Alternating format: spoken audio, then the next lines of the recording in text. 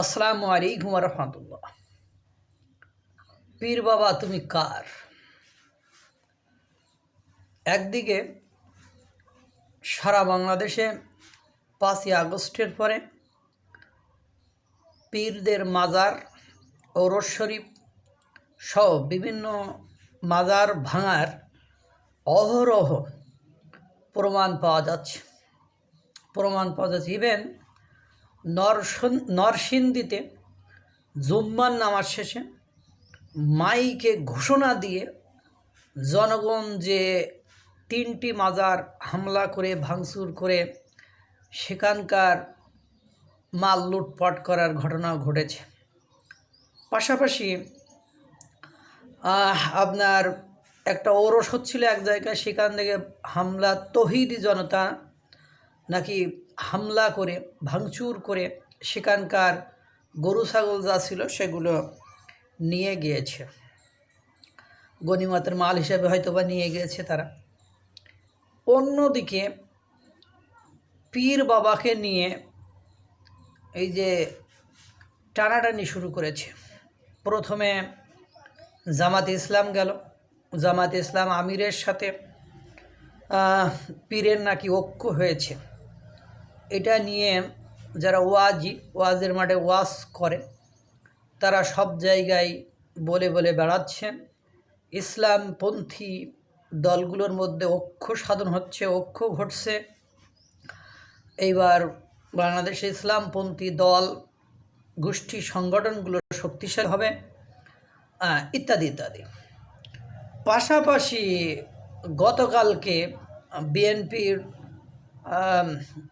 মহাসচিব মির্জা ফখরুল ইসলাম আলমগীর সাহেব, উনি সেই পীরের সাথে মিটিংয়ে বসেছেন, বৈঠকে বসেছেন এবং 10টি বিষয়ে তারা ঐক্যমত প্রকাশ করেছেন এবং তারা আগামী দিনের পথ চলার ক্ষেত্রে এই 10টি বিষয়কে তারা বাস্তবায়নের জন্য সম্মিলিতভাবে ঐক্য হয়ে প্রচেষ্টা চালাবে সমস্যার সমাধান করার জন্য বা এই 10টি বিষয়টাকে বাস্তবায়ন করার জন্য। সেখানে মির্জা ফখরুল ইসলাম আলমগীর সাহেব এবং ওখানে যে পীর বাবা ছিলেন, তিনি বিষয়টি মিডিয়ার সামনে প্রকাশ করেছেন।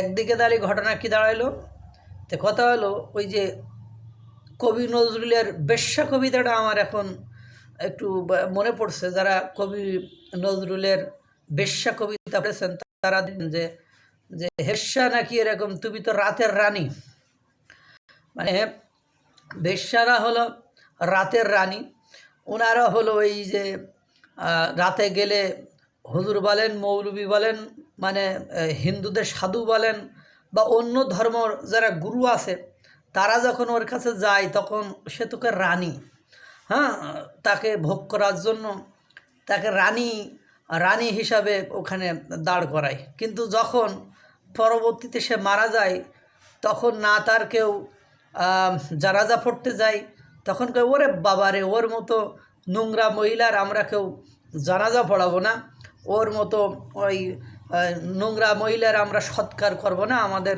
শ্মশানে ওরে তোলা যাবে না। বিষয়টা এরকম পর্যায়ে বা এরকম কর্মকাণ্ডে যে দাঁড়ায়।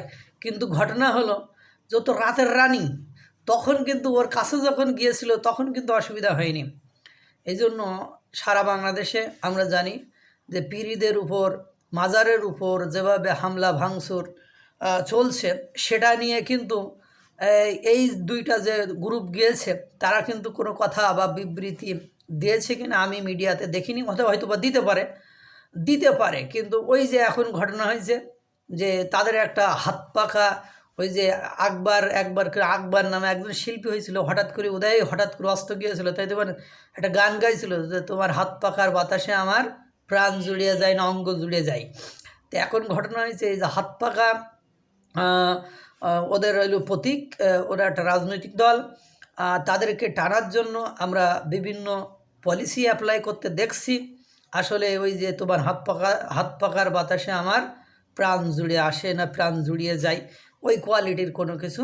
আর ওই যে ঘটনা হয়েছে, সারা বছর আমরা পীরেদের বিরোধিতা করি, কিন্তু ঠিকই যখন দরকার হয় তখন সেটা আবার রাতের রানীর মতো বৈধ হয়ে যায়, হালাল হয়ে যায়। আল্লাহ তাআলা এই ধরনের অপ্রীতিকর, অস্বস্তিকর, অকল্যাণকর মানে চিন্তাভাবনা আমাদের থেকে আমাদেরকে রক্ষা করুক। একটা শান্তিপূর্ণ, সদ্যপূর্ণ, একটা স্থিতিশীল, একটি উন্নত রাষ্ট্রে পরিণত করুক। সবাইকে আল্লাহ তাআলা ভালো রাখুক, সুস্থ রাখুক। আসসালামু আলাইকুম ওয়া রাহমাতুল্লাহ।